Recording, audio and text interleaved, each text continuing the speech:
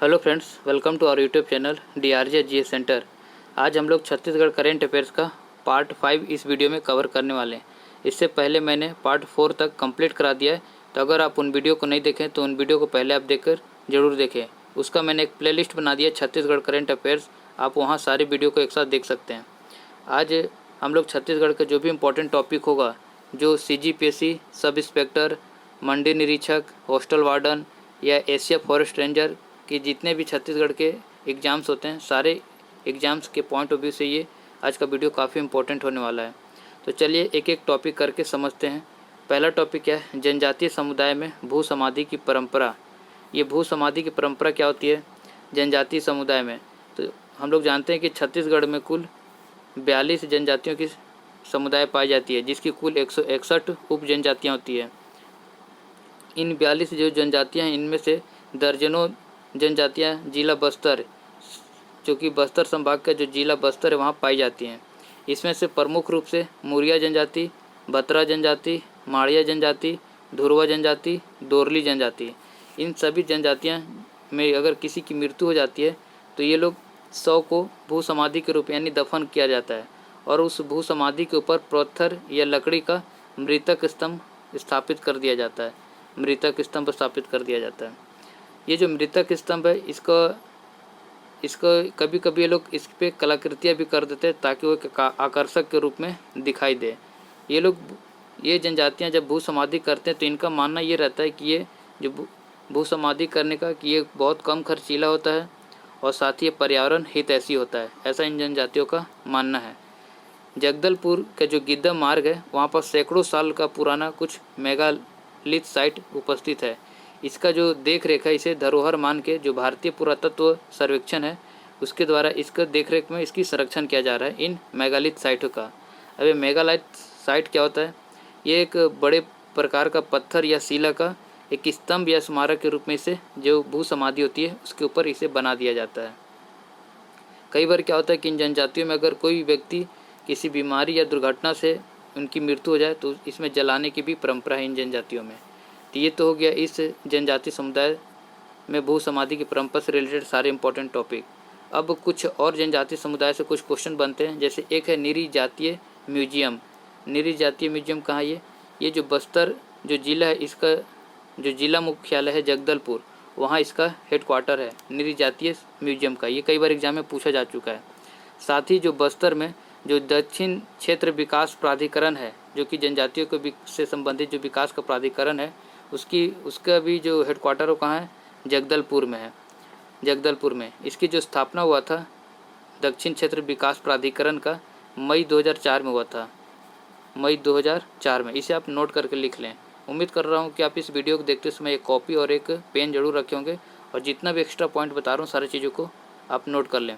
अब ये जिला बस्तर के बारे में इस वीडियो में आया है, तो हम लोग बस्तर से जो भी PSC व्यापम या सब इंस्पेक्टर, मंडी निरीक्षक में जो भी पॉसिबल एग्जाम क्वेश्चंस हो सकते हैं, हम लोग इस जिला बस्तर से संबंधित सारे हम लोग इस वीडियो में डिस्कस करते हैं। आज हम लोग बस्तर जिला की जो प्रमुख नदियाँ हैं उसके बारे में डिस्कस करते हैं। उससे पहले देखते हैं कि जो बस्तर का गठन हुआ था 1948 में हुआ था। बस्तर से कोंडागांव, बीजापुर, दंतेवाड़ा और सुकमा, ये 4 जिला इससे सीमा बनाती है। कई बार अगर कभी पूछ लिया जाए कि बस्तर से कितना जिला बनाती है तो हमें पता होना चाहिए।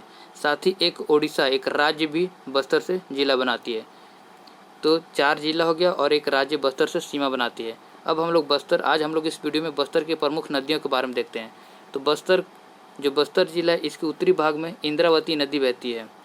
इस इंद्रावती नदी का जो कुल लंबाई है वो 264 किलोमीटर है। इस इंद्रावती नदी पे एक जलप्रपात है जिसका नाम क्या है? चित्रकूट जलप्रपात, जो कि छत्तीसगढ़ का सबसे बड़ा जलप्रपात माना जाता है।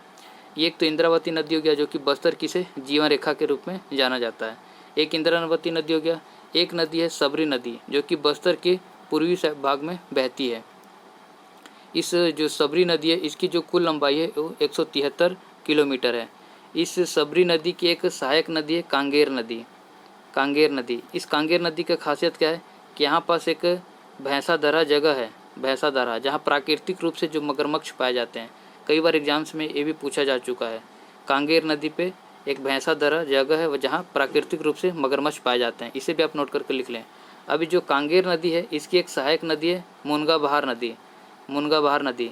इसी मुनगा बहार नदी पे तीरथगढ़ जलप्रपात है, तीरथगढ़ जलप्रपात, ये भी कई बार एग्जाम्स में पूछा जा चुका है। तो अभी इस जनजातीय समुदाय में भू समाधि की परंपरा में जिला बस्तर का जिक्र हुआ था, इसलिए मैंने बस्तर से रिलेटेड कुछ इंपॉर्टेंट फैक्ट हम लोगों ने डिस्कस कर लिया। चलिए अगले क्वेश्चन पे चलते हैं, अगले टॉपिक पे चलते हैं। अगला टॉपिक क्या है हमारा, छत्तीसगढ़ के विधानसभा के पूर्व उपाध्यक्ष का निधन। अभी जो छत्तीसगढ़ के हाल ही में कुछ दिन पहले जो छत्तीसगढ़ के विधानसभा के जो पूर्व उपाध्यक्ष थे बद्रीधर दीवान, उनका निधन 4 मई 2021 को हो गया। अभी बद्रीधर दीवान जी के बारे में कुछ इंपॉर्टेंट फैक्ट देखते हैं। ये बेलतरा विधानसभा से 5 बार लगातार विधायक चुने जा चुके थे, इसलिए इम्पोर्टेंट हो जाता है। और ये जो छत्तीसगढ़ के जो इतिहास में जो विधानसभा की जो कार्यकाल है, इसमें से दूसरी और चौथी विधानसभा की लगातार 2 बार ये उपाध्यक्ष के पद पे रह चुके हैं। अब बात विधानसभा छत्तीसगढ़ के विधानसभा की हो रही है, तो वर्तमान में जो छत्तीसगढ़ के विधानसभा के जो उपाध्यक्ष हैं वह है मनोज मंडावी, ये जो कि छत्तीसगढ़ की 5वीं विधानसभा के ये उपाध्यक्ष हैं। और मनोज मंडावी का जो विधायक का जो सीट है वो है भानु प्रताप। इस टाइप का नेचर क्वेश्चन का पूछा जा चुका है एक बार राम पुकार के बारे में, जो कि पत्थल गांव से थे। CGPSC में ऐसा क्वेश्चन पूछा जा चुका है।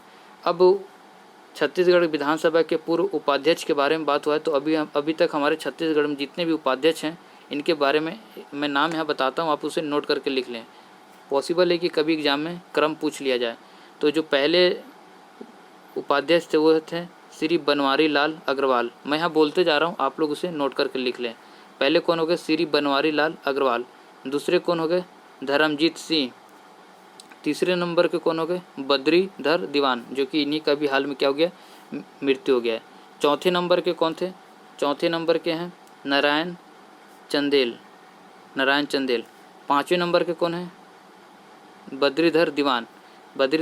अभी तक छत्तीसगढ़ विधानसभा में 2 बार उपाध्यक्ष के पद पर रह चुके हैं, इसलिए ये बहुत ज़्यादा इंपॉर्टेंट है। और 5वें नंबर के कौन हो गए, ये 5वें नंबर के हो गए मनोज मंडावी, जो कि 5वीं विधानसभा के हैं। इस तरह से छत्तीसगढ़ की विधानसभा से रिलेटेड कुछ भी क्वेश्चन बन सकता है, हम लोग सारे इस वीडियो में डिस्कस कर लिए। चलिए अगला टॉपिक देखते हैं। अगला टॉपिक क्या है, अगला टॉपिक भी काफ़ी इंपॉर्टेंट है, निकिता उपाध्याय। ये निकिता उपाध्याय कौन है, एक फोर्ब्स मैगजीन है जो कि अमेरिका की प्रतिष्ठित मैगजीन है। ये अभी हाल ही में एशिया की टॉप 30 लेखिकाओं का एक लिस्ट बनाया और टॉप लेखिकाओं को चुना, जिसमें से निकिता उपाध्याय को भी इस फोर्ब्स मैगजीन में जगह मिली है। निकिता उपाध्याय की जो बुक है ये है रूट्स टू रेडियंस।